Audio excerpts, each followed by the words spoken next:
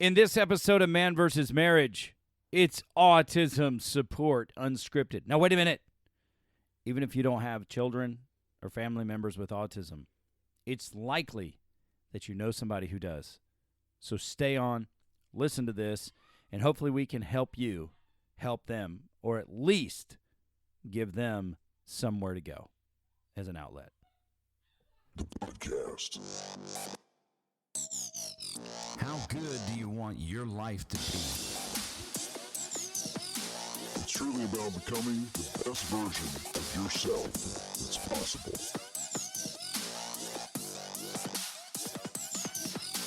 This is Man vs. Marriage. The podcast. Welcome back to another episode of Man vs. Marriage. It is I, the Q Dog, in the Moran family studio with my lovely wife, my favorite woman in the whole world, my favorite person on planet Earth, Jeannie Moran. Hi, baby. Hey, baby. What's happening?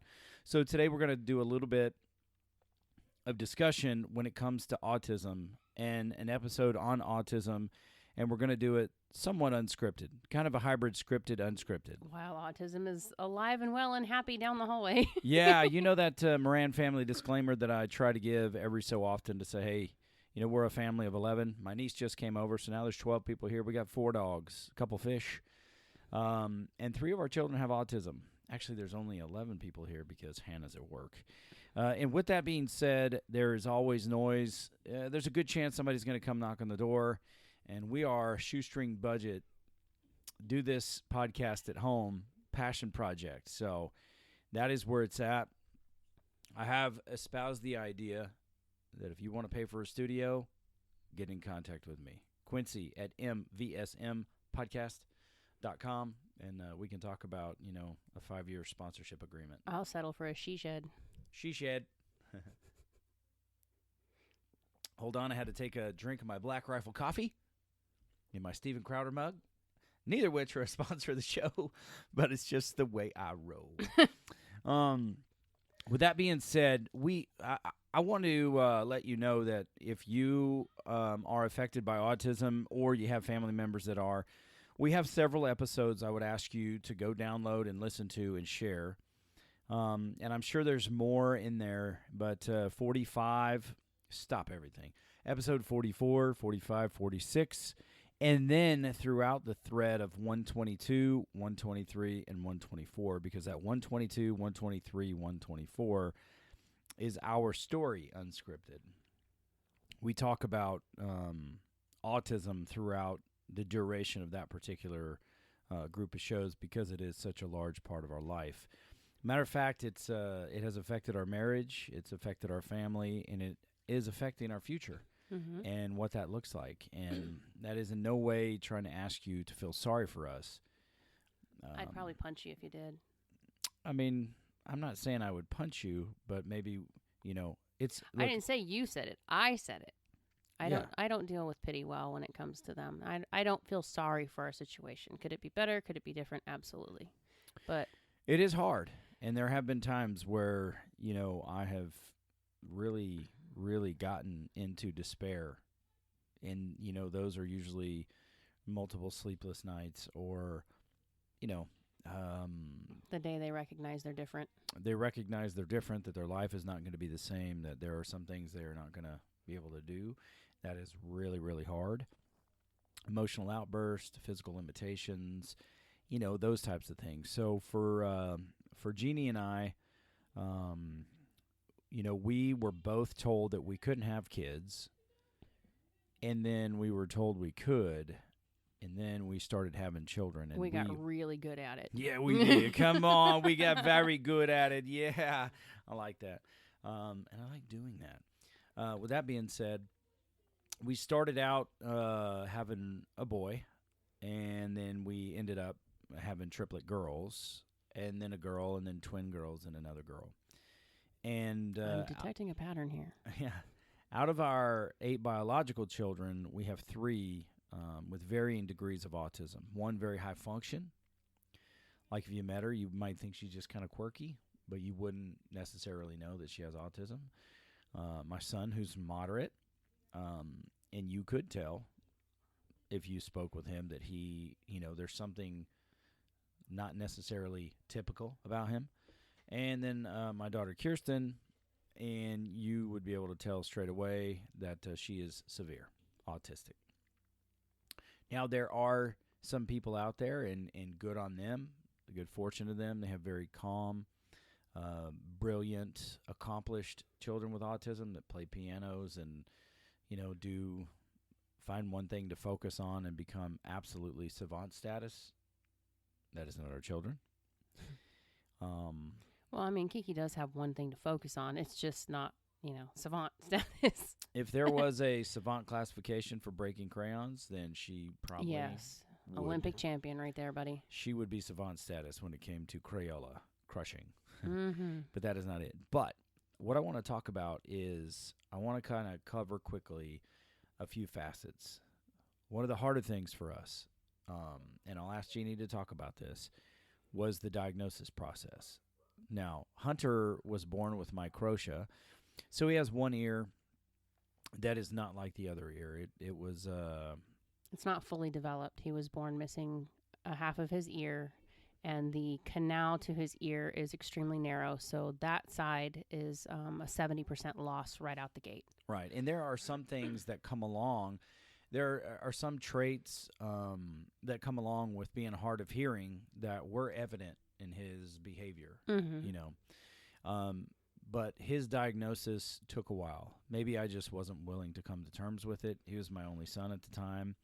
Well, we had nothing to gauge it by. I mean... Well, we did have the test to gauge it by, and he did many of those things, but I think we just explained it away with, oh, those are prevalent in hard of hearing as well. Yeah, it's very... They're the same with hard of hearing and a deaf child who's trying to find their way and, learn like everybody else. He just was not grasping it.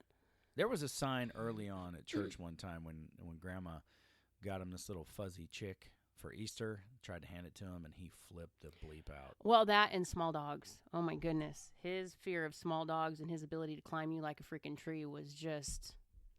That was a cat. That was a cat at that one house. They had to shave like a lion.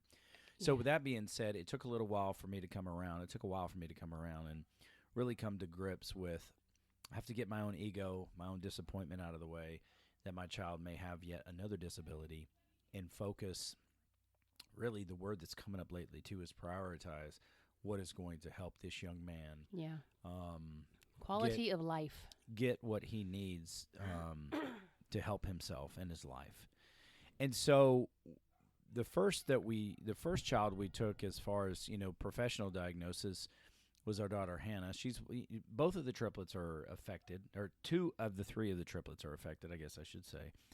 And middle triplet, Hannah, there were some things going on. She was, before she had such major health issues and seizures and,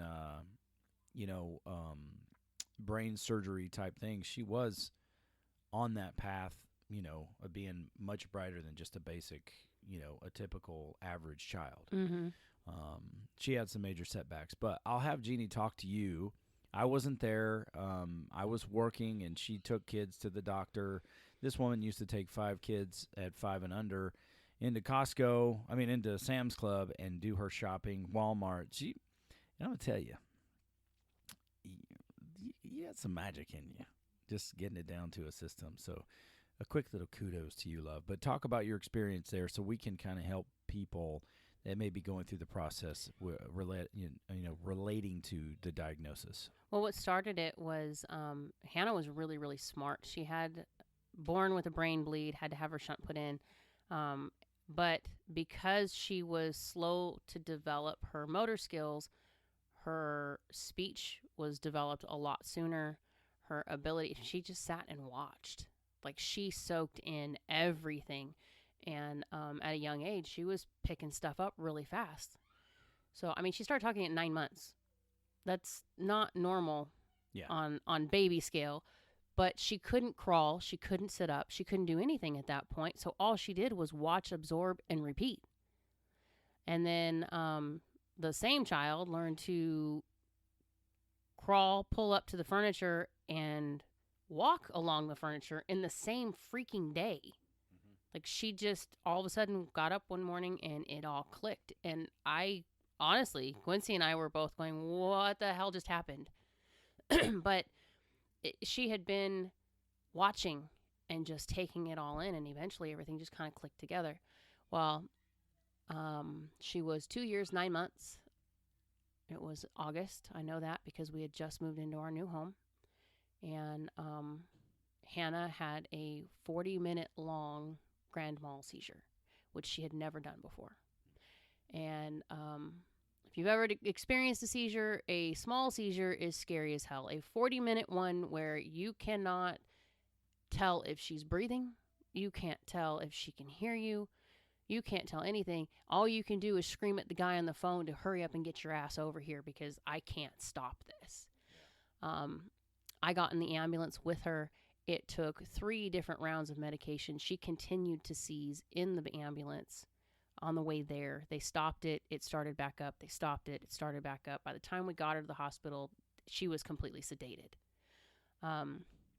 What had happened in that course of time, the next day they come in and they do, the test, the seizure tests to see, is this epilepsy? Is this a fluke? Did she have a febrile seizure? Like, they go through the whole gamut of stuff. Well, normal children, when they have a seizure, if you bring a strobe light in, everyone's normal reaction is to close your eyes and squint away from it and try to get out of it because it's annoying and obnoxious. Hannah turned around and looked at the guy, wide-eyed, smiling, again. And they thought it was a joke, and they were like, well, no, it's not safe for her. Again. And so the tech who was running the test said, well, let's just see, because the first one didn't really show any seizure activity. They did it a second time, and Hannah was the same way. She loved it. Anything with lights and sounds drew her attention. And so they came back and they determined, she's epileptic. Okay, cool. We can deal with that. Over the next couple of weeks after the seizure, Quincy and I started noticing some odd personality traits that were coming in. Hannah all of a sudden was not the people person she was before. She didn't want people sitting with her and touching her and crawling in your lap and loving on you. She wanted to sit by herself untouched and rock. And she's always rocked.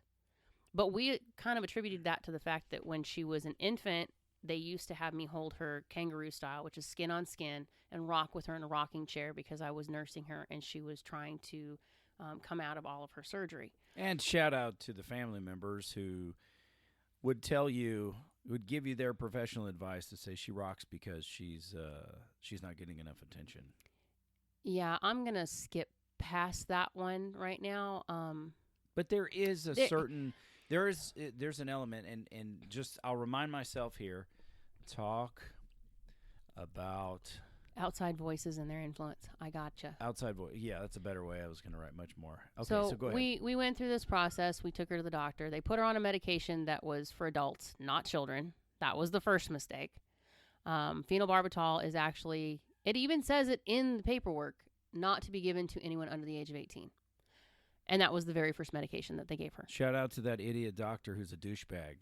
So they attributed her odd behaviors to this medication because she was always tired. She didn't like being around people. And Hannah, in the beginning, was a very clingy, very personable person because she couldn't crawl and she couldn't walk. So when you would come over and spend time with her, you had to hold her and cuddle her. You had to physically connect with this child and have fun with her. And she looked forward to that. And then all of a sudden it just stopped. And so it was kind of odd. Then we noticed things like when people would come over, Hannah couldn't handle the noise. She would go in her room and want to watch Blue's Clues or Dora. Both 3-step shows that had a beginning, middle, and end. And we didn't click these things when it happened. It's hindsight is 20/20. Going back and looking at it and talking to the doctors, like, something is off. My really super smart kid is suddenly not interested in learning. She just wants to veg out, and she does not want people anywhere near her. Her rocking became more incessant. Her sleep patterns became fewer. She was just not herself. So we finally, we're dealing with this for a couple of years because Hannah was still having the stuff with the shunt. And they couldn't decide if we needed to have something done with the shunt, if it was actually just seizures, because she was still having seizures periodically. And they just, the way doctors do, well, let's just watch and see. While we watched and saw, she got further and further away from us. And it wasn't that she was mean about it, or, Kirsten's withdrawal was totally different. Hannah's withdrawal was piece by piece. Kirsten's was cold turkey. Just all of a sudden one day she woke up and she was a different kid. And for Hannah, it was just kind of like changing medications. Was it the medication causing the problem? So finally, race forward about 4 years and 9 months is the diagnosis day. It is the worst freaking day ever for me because we went in to see a neurologist for Hannah, and I had to take the triplets with me. And, I took them all three into the office. The other, Hunter, was at school, and Ashlyn, I don't remember if Ashlyn was born yet. I think she was. She was staying with a friend, I think, that day. So I took the three girls in, and Gracie was just chipper.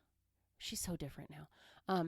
She was very chipper and personable, but you would take her to anywhere with a kids area, and if there is a book in sight, I don't care if it's a color book, a hardback book, a pop-up book, Gracie grabs the book, and she's perfectly content. So we're sitting in the office, and it's just me and the doctor, and the three girls. Gracie's sitting up on the top, and she's out loud pretending to read the story, and, like kids normally do.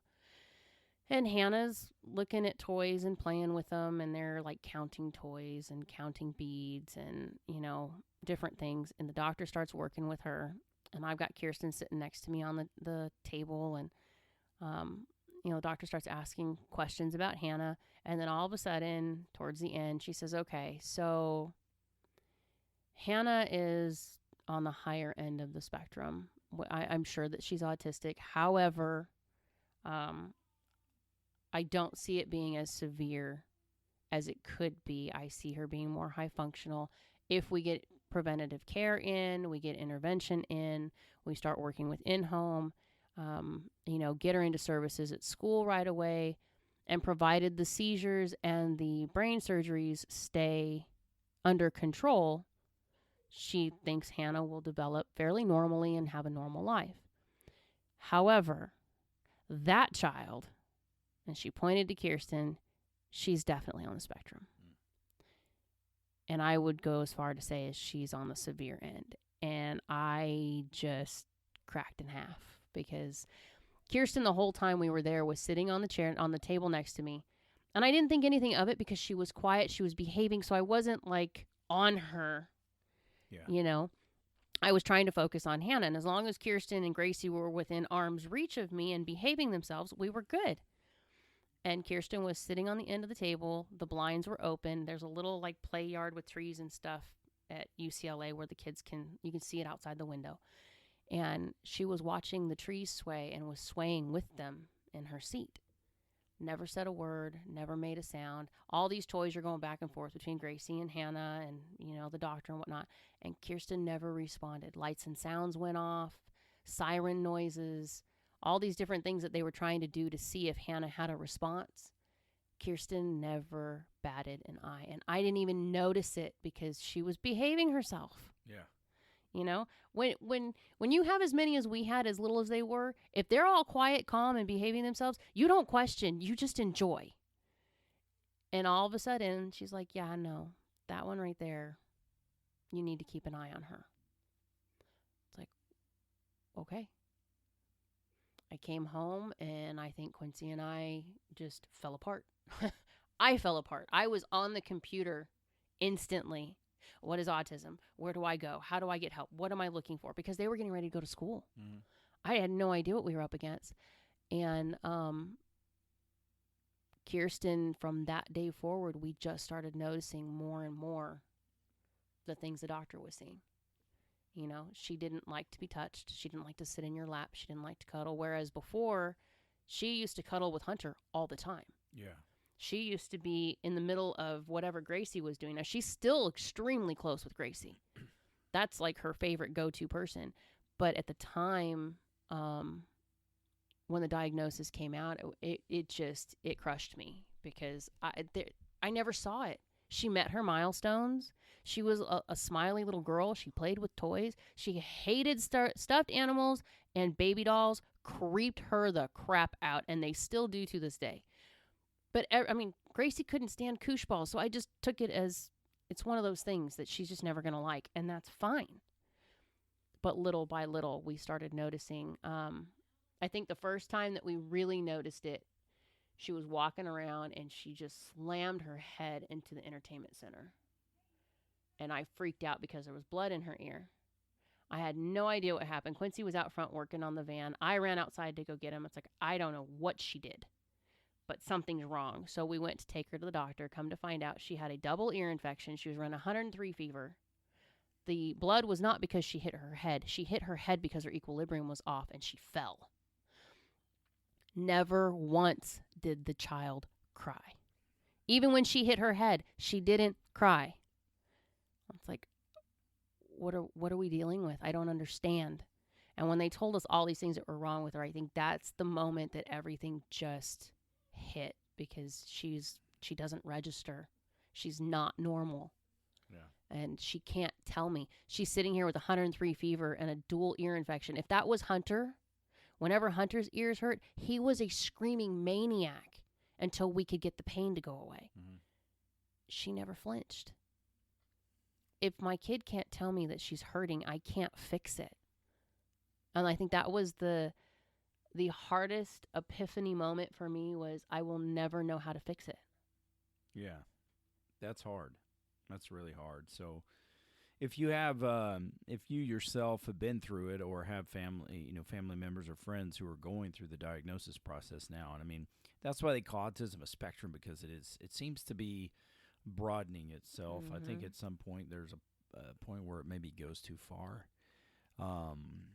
But as far as, the spectrum goes, that was in the early 2000s. So, while there was like it computer, was 1 in 66 at the time. Well, I was looking in 1994, it was 1 in 150. Mm-hmm. And then by the time 2004 came around, it was 1 in 68. Mm-hmm. And from there, it just started to ramp up. That's a pretty dramatic shift in a short amount of time when it comes to a diagnosis. So you don't know if that is just like us, ignorance of what autism is. Maybe you just think your kid's quirky, or whatever that might look like. We hadn't heard of it. When it came around to our kids, we hadn't heard of it.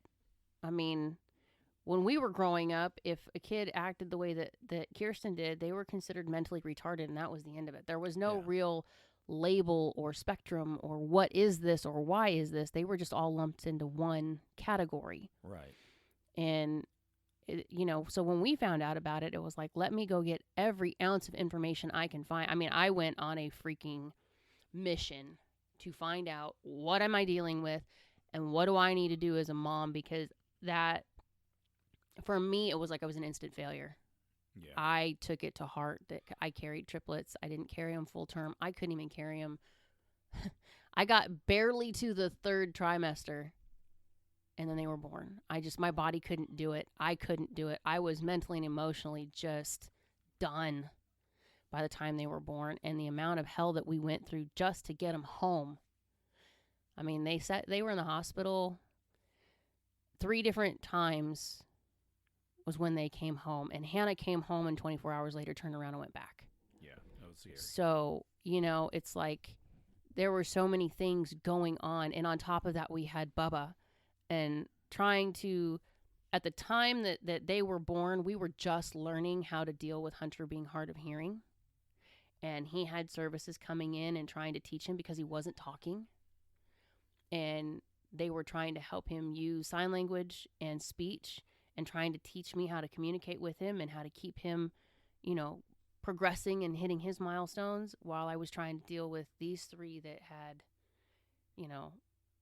a really long road ahead of them on top of everything else. And when we found out, the poor guy that we dealt with for Hunter, okay, first of all, if you're a school psych, I appreciate you. I would appreciate you more if you would stay in your lane. I get what their purpose is and why they do things, but this guy just pissed me off to no end. And I was pregnant, which probably didn't help the case. Plus, I think that's the first time anyone in a school structure situation ever realized that my husband is not just the silent man who sits beside me and is the, yes man to whatever my wife wants. That was the first time he ever got in somebody's face for being disrespectful in the way he was talking to me about our son. And I got to tell you, it was pretty freaking hot. But the guy probably swallowed his tongue for a second. When we found out about Hunter, Hunter was already hard of hearing. I had just started working with trying to find other ways for him to communicate. He had been in school. We did 8 surgeries to try to repair this ear because the doctor that we were working with said, well, if we make it look normal, it might be a little easier for him to go through life. And that was our goal. It wasn't because we wanted to change him. It was he won't get picked on as much. He'll fit in a little bit better. If people don't realize you're hard of hearing just by looking at you, it's kind of an a-hole thing, but it's the truth. Kids are mean. We probably did more harm than good. We did. His body rejected every surgery. It just would not take the prosthetic. It would not, it didn't heal properly.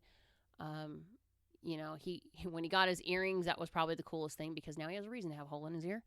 Yeah. But, we tried to do what we thought was best. The only thing we didn't do was a cochlear implant, and that was because there's a 50-50 shot that they could screw things up and really mess up his life. And that was one of those things that we just decided we're not taking that risk.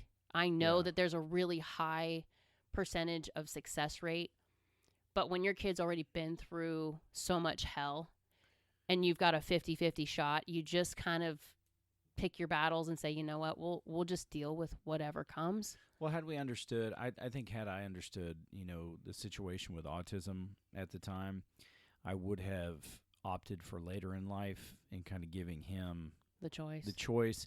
I kind of took a step back and I was like, when this kid's 15, this is before any kind of diagnosis of anything. I'm like, when this kid's 15, do I really want him pissed at me that I didn't try to get him a more normalized ear? I didn't know if it could help him hear any better. Cosmetically, could it give him a little more confidence? Would it make him seem a little more normal? Blah, blah, blah.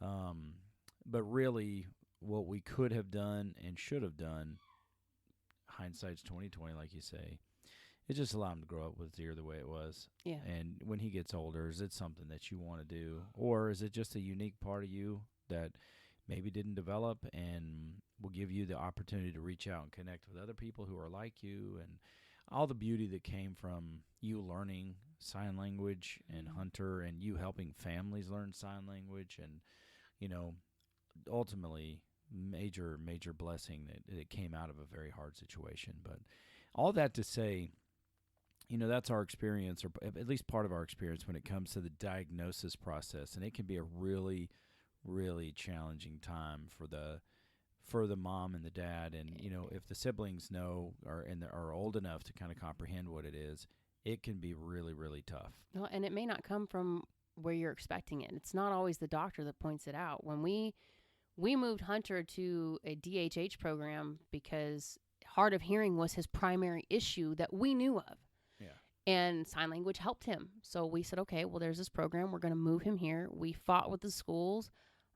We went through a long, tedious process, and we made it happen.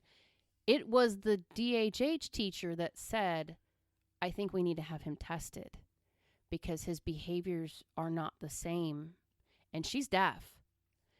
She has deaf family members, hearing family members. She says, no, this is not what we normally deal with. And his frustration and his anger became more and more, not because he couldn't communicate. He wasn't understanding stuff. Right. And he just couldn't. I mean, if you erase something off his page and told him do it again, he lost his ever-loving mind. Yep. And the tantrums and the bathroom issue. I mean, he would go in the bathroom and he'd strip himself down to go to the bathroom and shove his clothes under the door. And the first time that he did that, he had an accident. He ran to the office with nothing on his bottom half. And mind you, this is across the campus. And went straight into the nurse's office to tell her to call me because he had soiled his pants. He left his clothes in the bathroom. He was 8 years old. Kudos to him for making it to the nurse's office. Well, he had a dirty rear and he had already messed himself. But he ran to the office, and the teacher called me, the nurse called me, and they're like, we don't know what to do with him. We had to put something on him, so they took something out of Lost and Found and covered him up. They're not allowed to touch him to clean him up or whatever. And I think that was the defining moment for both of us to say, okay, something else is going on here, because another kid could have swiped his clothes. I mean, that was my first thought, was, did somebody take his stuff and prank him? And no, he did this himself. His first thought when he had the accident was, I need my mom, which totally makes sense. Yeah. But at that age, it should have registered, I need to go to the teacher to go to the nurse. So anyway, long and short of it, we did his IEP. We had him tested, and it came back.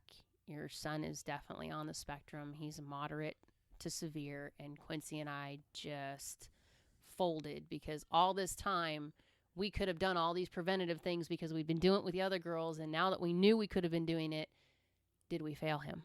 Yeah. That was a very hard time. And, that's where like the next phase of this discussion comes in, is that how does it affect, your family? And one of those things I alluded to earlier is, we had family over, and one of the girls was rocking, and, one of our family members decided to tell Jeannie, and I kind of overheard it, that she was, and maybe she told me too, but, it's like, well, the reason she's rocking is because she's neglected. She's not getting the right attention from her mother that she needs, so she's rocking, and that is the only thing that'll soothe her. And it was like, no, that's not actually it.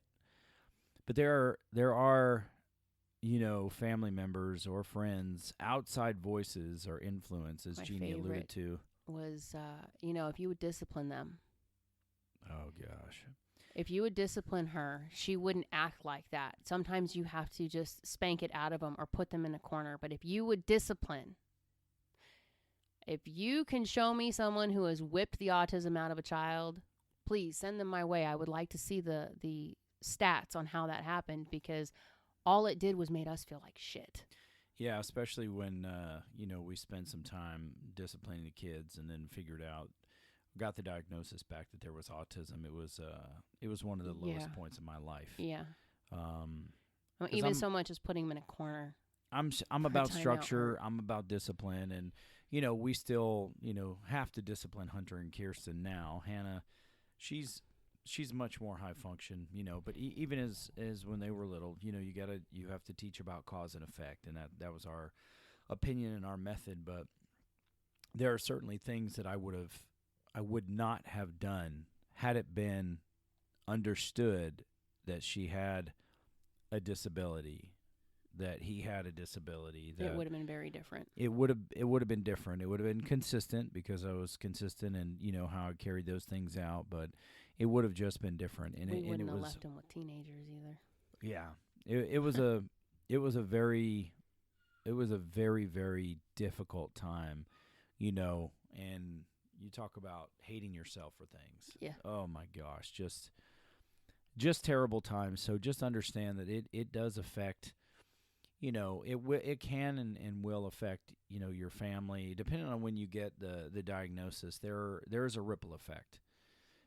It can affect your marriage. It can affect your parenting. It can affect your children. It can affect your holidays when it comes to, how you celebrate, Christmas or birthdays. Well, even your friendships. I mean, we had a number of people in our life that in the beginning, when she was fine, we were all invited. But as her tantrums and her frustrations, I mean, she can't help that. She doesn't understand. And her only means to communicate, I mean, she lost her speech. Kirsten was very verbal, talked a lot, full sentences, And then all of a sudden, it just changed. Yeah. And it went from don't touch that to she didn't understand don't. She didn't, I mean, to this day, she has broken English. She doesn't have a round conversation. You can ask her a question and you will get 5 different answers before you actually get the answer you're looking for. Now, But it was one of those things where we didn't know. We just didn't freaking know. And Yeah. people would say, well, she's a bit much to handle. So if you could bring the other kids over, that would be great. And that to me was disheartening because she's still Kirsten. And I know she's a lot to handle, but it just sucked to be told.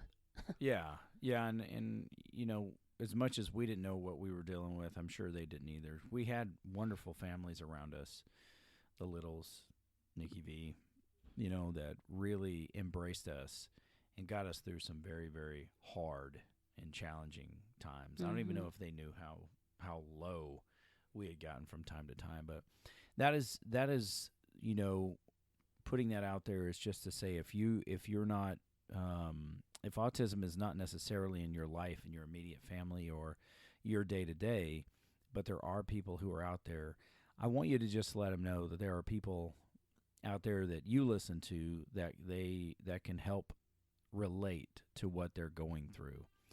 And feel free to use our email address for them to connect out. You know, it's not, autism parents are not always, in our experience, you know, open to discuss the low moments.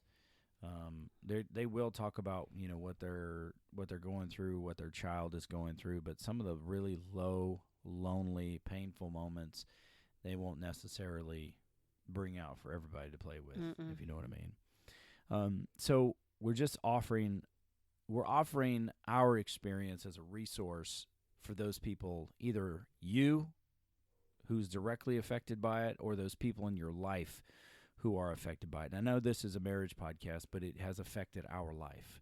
It has affected our marriage and our relationship, and it's affected our children too. Because there are just some really, there are great times. I mean, there are great times. My son, Hunter, you know, he shares the room next to us. Earlier episode, that dude was singing like crazy watching Popeye. Every night he goes to bed, he sings Jesus Loves Me. And there is such a beautiful innocence.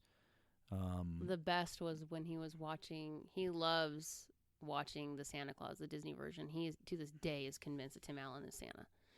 And he's watching the movie the other day, and I said, well, he says he doesn't understand why Frost wants to be Santa. And I said, well, why wouldn't you want to be Santa? I said, don't you want to be Santa? He says, no. I said, why not? He doesn't get any presents. He has to give everything away. I tell you what, I laughed so hard at that. It's like, you're pretty smart, kid.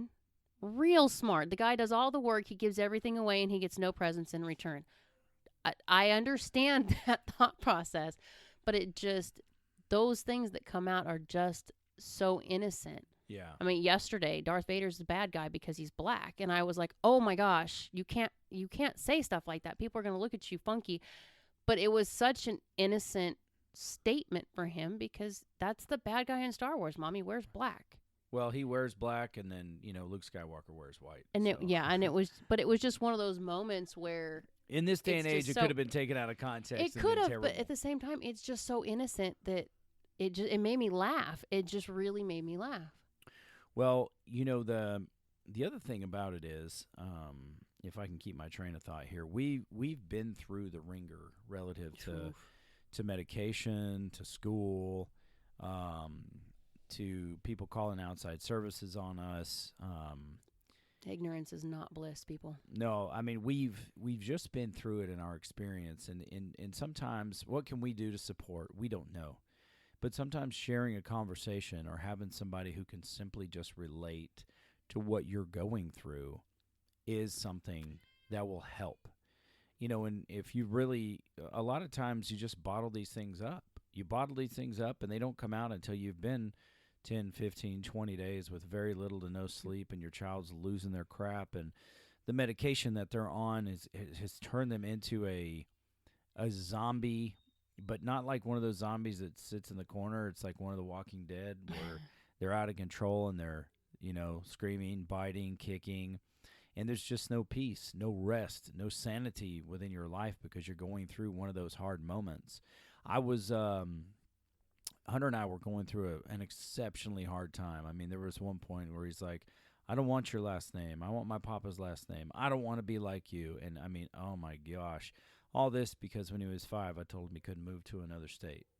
To go be with his grandparents. Because he's my child. He's my responsibility. And I love my children and I take care of them. And, it was just something, it's one of those anchors that has affected him. And, in my heart, I was starting to kind of grow cold a little bit towards him because he was hurting me. Mm-hmm. He was hurting me like very few people can. And it's the neatest thing. I got a couple of dreams that happened, I think maybe 2 within a week or 2 of themselves. And it really presented to me his innocence and how valuable and how much that needs to be protected. And it really shook me to the center of who I am. And being a man of faith, I really just, had a lot of gratitude for those dreams coming my way and showing me how innocent he truly is, even through the times where I just want to rip my hair out because it gets so difficult. It's not all bad. And yes, it's a challenge. Yes, it's difficult. Especially those times as we start to wrap this up where it starts to sink in that for the rest of your life, you and the rest of their life, chance-wise, at least for the rest of your life, that you will have, these growing adults with you. And they're not going to have the opportunity to go out and experience life and create their own family, create their own career. And what that means for you as a parent and you as, a married couple. And those things can be difficult, especially when they start to sink in because, that's when reality starts to really open its hand and show you what life is going to be like. And it's not easy for people to take, and thank God that Jeannie and I have each other. We are home team, and, we have great children that, support us and help us through, the day-to-day a lot of times with our situation. But we want to offer ourselves as a resource for support, a phone call, an email, whatever there is that we can do, allow us to help you. Now, we're not like professional MDs.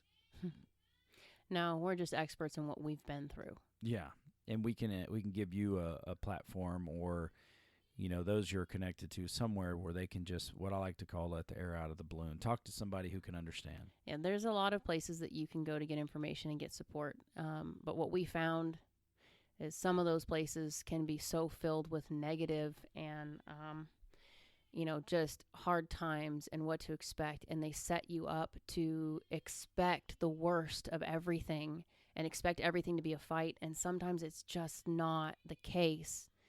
You just need someone to come up beside you and say, okay, this is going to be a hard battle, but I can do this with you. And if we look at it from this perspective, or, Quincy and I are constantly saying on a highlight today, autism's happy.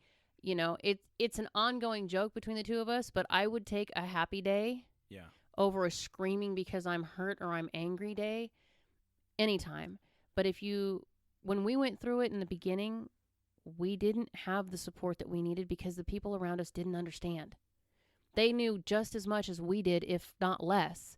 And the people that we went to for resources, their experiences were different than what ours had been. So we got a lot of not necessarily misinformation, but unhelpful information for our situation. And it just made me so hard and cold towards a lot of things because I expected that to be the norm. If you're going through it or someone who's going through it, I would rather them contact us and be able to relate, not necessarily tell you what to do or where to go, but I can relate to what they've gone through. Mm-hmm. I can relate to where they're at. We're getting into the adult side of things, and now this is a whole new journey for the two of us. But it's one of those places that as I'm going through it, I'd still like to have people next to me. Yeah, and one of the, even though this is kind of feels like it's been a, down in the mouth type podcast. Anytime I get super low, I just kind of resign to the fact that I still get to experience my children with autism telling me that they love me, even when it's the worst of the worst. They can say, "Dad, I love you," or Kirsten coming and planting herself in your lap the other night. Yeah. She hasn't done that in a long time, and here comes 19 years and 140 pounds, and she just dropped right on his lap and laid in his chest. Hi, Dad. It's like, wow. Yeah. That's a moment right there, buddy. Yeah, it's those moments. I mean, there are parents out there whose children will never say a word. They will never speak a word. They will never say, "I love you." They will never say, "Hi, Dad," "Hi, Mom," or anything. And so I have to reach towards some place, to set my feet, to reaffirm my foundation, and to have gratitude. And so that's how we do it. And then we know that, when it's all said and done, we know we have each other through this experience. And that is what we'd like to offer. So don't forget our email address. It's Jeannie, which is JEANNE, at mvsmpodcast.com, or Quincy at mvsmpodcast.com. Feel free to reach out to us. For those of you who are emailing us, shout out to you for doing life on purpose and growing, challenging yourself to grow. Thank you for asking the questions. Thank you for accepting our perspective, especially the last guy that emailed. We'll get into his show soon enough. He'll be Jack and she'll be Jill. But just the aha moments that look like in the email, that's like, oh, wow, I didn't think of that. Oh, wow, I didn't think of that. It's very gratifying to know that, you can pour your heart into somebody's experience and it can change for the better. Mm-hmm. With that being said, that is round one. Yeah, round one. I don't know when the next one is, but at least that's round one for autism support and man versus marriage. If you have family members with autism, we love you. We don't know you, but we love you because you are our people. If you have family members and friends that have autism, we love them. We don't know them, but they're our people. And we're here to give you some sort of support. And we don't know what that looks like, and you don't either yet, but allow us to help you. You got the email addresses. You know the website, manvsmarriagepodcast.com. You can reach us there. And if you got my phone number, we'll reach to me there. Send me a text. If you don't have it, it's because it's not that time yet. But for all of us here at Man vs. Marriage, she is Jeannie Moran. I am Quincy, the Q Dog. And this is Man vs. Marriage, The podcast. How good do you want your life to be? You gotta live on purpose, for a purpose. It's truly about becoming the best version of yourself that's possible. This is Man vs. Marriage, the podcast.